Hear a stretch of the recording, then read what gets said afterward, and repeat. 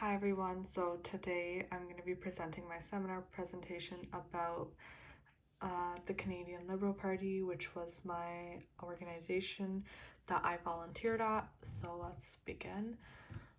Quickly, I would like to do an introduction, so the overview of the organization. So it was one of Canada's oldest and most well-known political parties, simply known as the Liberal Party of Canada or the Liberals. It has a long history of taking part in national elections, both federal and provincial, having been created in 1867. And over the years, the party has been in both administration and opposition, helping to shape Canadian politics and policy.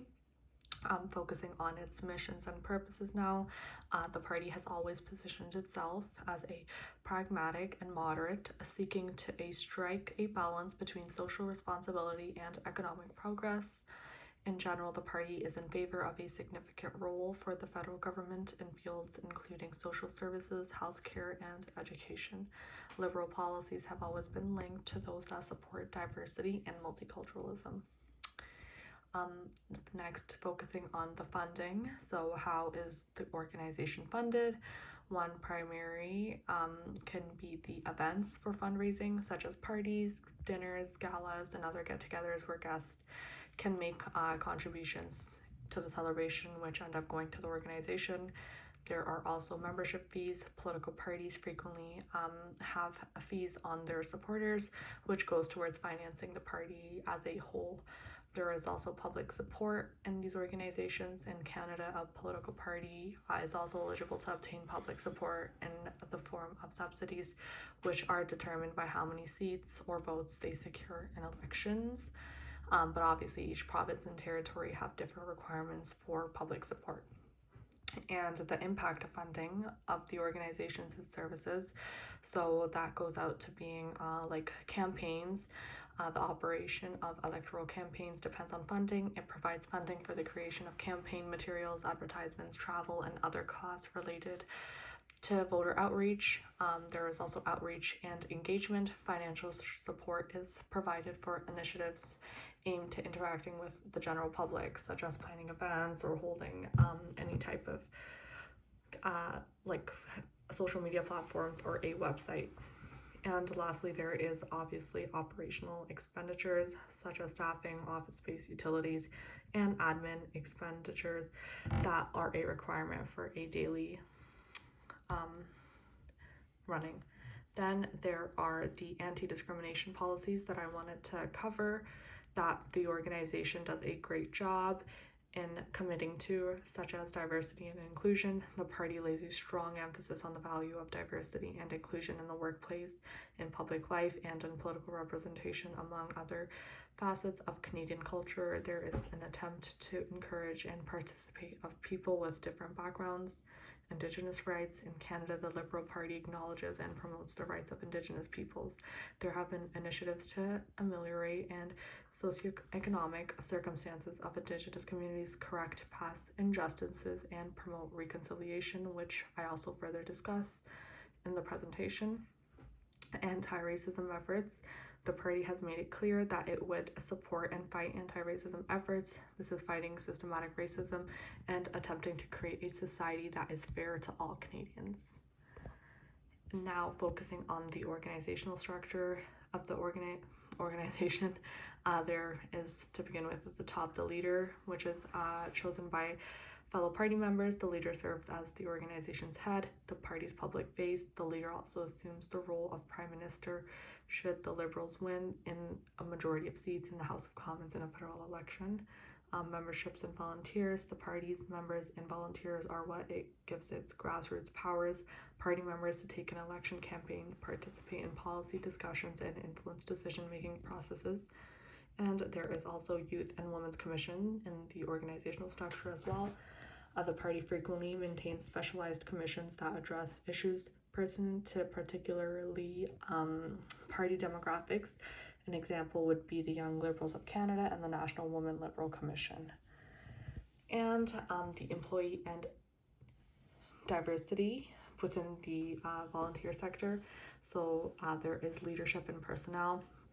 One important measure of an organization's commitment to inclusion is the diversity of leadership roles and party personnel, such as gender, race, age, and other demographic that are varied are included in this. The volunteerism, political parties frequently depend significantly on volunteers for a range of tasks, such as community involvement, outreach, and election campaigns. Outreach programs and the party's inclusiveness efforts can have an impact on the diversity of volunteers. And lastly, education and training. In order to advance inclusiveness and diversity, parties may carry out initiatives and training programs in order to provide an inclusive atmosphere. This might involve educating people on unconscious biases, cultural competencies, and other subjects. So as a volunteer, I was guaranteed my rights and diversity within both being an employee and or a volunteer. Okay, so to continue, it was that the service users' voice within the organization. So online platforms are a important concept in this organization. It's because it is a vital component to interact with a wide audience, including service consumers. Political parties frequently employ online platforms. You may utilize social media polls, virtual town halls to get feedbacks and insight from a wide spectrum of people. There are also listening tours. So representatives from political parties may arrange listening tours during which key aggressively solicit feedback from locals, clients, and community groups. People now have the chance to express their worries, relate their experiences, and recommend policy objectives.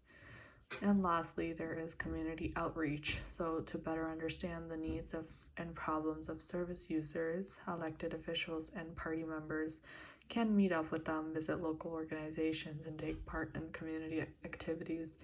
I would like to give an example. For those who don't know, oftentimes you have like mayors and MVPs, MPs, even like prime ministers just going out into like local public spaces. You could be at like churches, mosques, Sikh temples, and just speaking to like a wide range of members of the community. And then you have like your MPs, mayors, just going out to like local schools, university campuses to go and speak to children, the children as well, and like people that are like eligible to vote, to go and like understand their needs and what they would want to see in the government that they would vote for.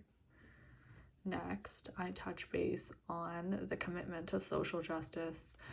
So this is a very, very important part of the organization, and it is one of the main reasons on how I evaluated of like how I wanted to volunteer here. So one main commitment that the Ontario Liberal Party does is that focusing on Indigenous and reconciliation.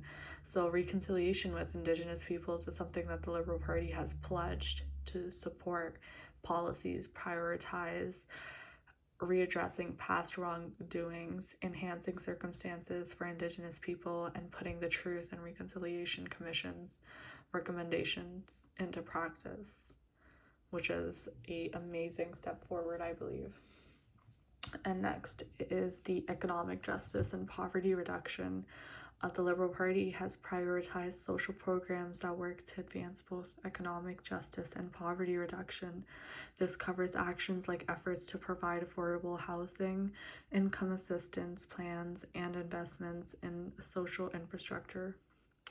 And the last commitment to social justice that this organization pledges to is climate justice. As a part of its platform, the party has included environmental justice, highlighting the importance of fair and sustainable methods to combat climate change.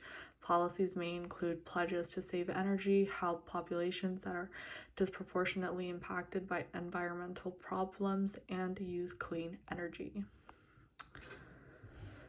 So again, I am focusing on the commitment to social justice, but now I am going a bit in depth into how in depth, not in depth on how the Indigenous, so the first, if we go back, the first commitment was in Indigenous rights and reconciliation. So one of this being the Truth and Reconciliation Commission, TRC, implementation. So this is where the Liberal government has taken steps to address the calls to action outlined by the TRC. So efforts include supporting initiatives aimed at preserving Indigenous languages. They help improve education and enhance healthcare in Indigenous communities. The next lens in action, or the step forward that is helping with this social justice commitment, is the investments in Indigenous infrastructure. So this is, you can see that on the organization's website for more information how commitments have been made to invest in infrastructure projects within the Indigenous communities, addressing critical needs such as housing, water, and internet access on like reservations or wherever you have like majority Indigenous communities. And lastly, you can see the nation to nation relationship. So if I would elaborate on that, that is basically where the government has emphasized a nation to nation approach in its relationship with Indigenous peoples, recognizing the autonomy and self-determination of Indigenous communities. And then you have climate justice. So one thing that the organization is doing is carbon pricing and climate action. So the Liberal government has implemented a national carbon pricing policy. So they emphasize the importance of reducing greenhouse gas emissions to combat climate change. We can also see a rise in investments in clean energy. So commitments to renewable energy projects and clean technology initiatives aim to transition Canada towards a much more sustainable and low carbon economy. And lastly, you have international climate agreements. So this is where the government, so it could be like the Liberals, they participate in international climate agreements such as the Paris Agreement and made commitment to reduce emissions and contribute to global efforts to address the concerns of climate change. Sorry, I know that's a lot of information in like the past couple minutes, but and then you have the poverty reduction and economic justice. So in this social justice concern, the party aims to just help with like Canada Child Benefit, income support programs, affordable housing initiatives, just to make sure that these human rights are, or basic necessities are available for Canadians. I won't elaborate too much on that, but moving forward, I would now like to speak on my personal experiences and what I learned volunteering at this organization. So my experience, I was a phone bank volunteer. So I guess you could say I was a part of the campaigning experience or the campaigning sector of the organization. I would just give like a quick summary on what I did. So I was basically given a long list of phone numbers in Niagara region alongside a script that I was supposed to follow. When I would give each phone number a call, I would let them know when the election is taking place, where the closest polling station is to the voter, and what they need to bring to vote. I was also available to answer any questions that they might have, and I really appreciated the experience being a volunteer with the campaigning of the organization. I got to learn a lot, and I've kind of had community outreach, even though like that wasn't the main goal, but it was nice hearing from different people and their excitement to vote, I guess. And now just looking at like the campaigning experiences. So yeah, there is like door knocking where you would go physically discussing like party policies and collecting feedback, but which was like down there, phone banking. So I was just contacting potential voters, answering questions, and encouraging support for the party. There's also community engagement. So like this is another great skill that I obtained. So like just establishing connections and learning about the issue the local communities face. So taking part in volunteer work in the community. It really goes to show the party's dedication to social responsibility. And then the political communication, so gaining effective communication skills by engagement with party members, stakeholders, and voters. So now doing a analysis. So focusing, now doing an analysis of how so lastly, focusing on the analysis part of the organization and focusing on my personal experience there being a phone bank volunteer in the campaigning sector. So I would like to speak on the inclusivity in a volunteer engagement. So the strengths are obviously very prominent. The Liberal Party stance on volunteer involvement reflects its long-standing emphasis on equality and diversity among its ranks. Volunteers from a range of demographic backgrounds may be sought after in an effort to promote diversity and representation. However, there is always room for recommendations and or areas of improvement. So ongoing initiatives are required to guarantee that volunteer opportunities are available to people of all backgrounds. And it may be necessary to improve outreach strategies to underrepresented groups in order to guarantee a more varied volunteer pool. Like mentioned before, Canada known to be a very multicultural nation, it's important that the same underrepresented or minority groups are speaking out and just raising concern, awareness during such not always critical times, but just in general. Moving forward, the campaigning and phone banking. One strength is that the Liberal Party has a history of successfully using technology, particularly the phone banking applications, to organize volunteers for outreach and campaigning initiatives. Traditional canvassing methods are frequently used with contemporary strategies in campaigns to encourage a wider participation. I had no troubles, obviously, with the technology part. Even the phone banking, it was pretty straightforward. However, a recommendation that I do have is for outreach initiatives to be successful, it is essential to guarantee that volunteers receiving phone banking receive sufficient training and assistance in order to effectively engage with voters. Strategies for striking a balance between the use of technology and grassroots human approach should be continuously reviewed. I would 110% agree with this. Definitely more practice on the phone. Like I was just given a quick rundown and the list and was told to go right at it.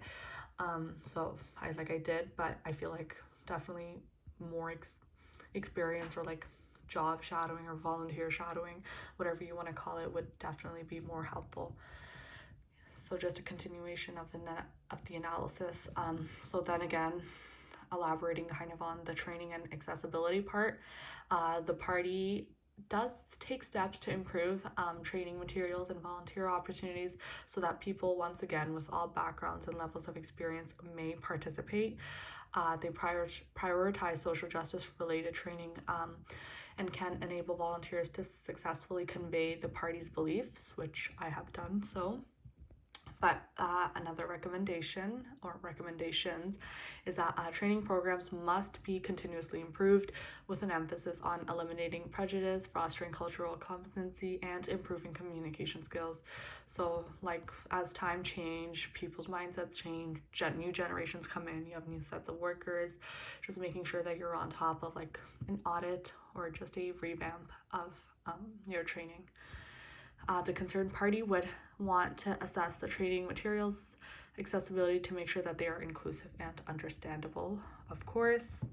And now lastly, focusing on advocacy for social justice. The strengths in the past, the Liberal Party has supported social justice oriented policies such as those pertaining to diversity, equity, and inclusion. The party's dedication to social justice may serve as a motivation for volunteers, fostering a common goal of constructive change. So like I was definitely like passionate while doing my research and I kind of know what the organization stands for, so I would definitely give them props for their advocacy for social justice. However, the recommendation would be to make sure that volunteers get a proper grasp and can articulate the social justice aspects of the party's policy, the party should improve its communication tactics, because another factor is that it is possible to establish consistent feedback system to assess how well volunteer actions correspond with social justice objectives. Since many might believe volunteers are only in and out for a bit, it's not important to have them have a say, but in fact it is.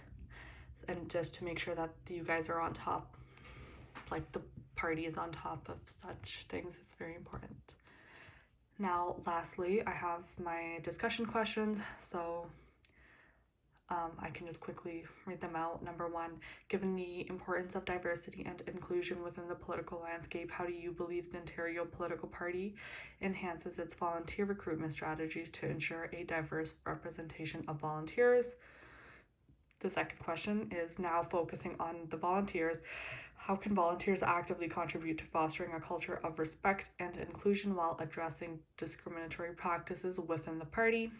And last, it's a bit long, but considering the intersectionality of social justice issues, how can volunteers in the Ontario political party collaborate to address the unique challenges faced by individuals who belong to multiple marginalized groups, LGBTQ+, persons of color, and differently abled individuals? How might intersectional approaches strengthen the party's overall commitment to social justice? I feel like with related topics to our courses, lectures, and readings, without even volunteering at this organization, students would be able to answer these questions. Lastly, I have my references, the 2 from the course and the 2 outside. And that is all. If you guys have any questions, you can find me on my email. Thank you so much for listening. Have a good one.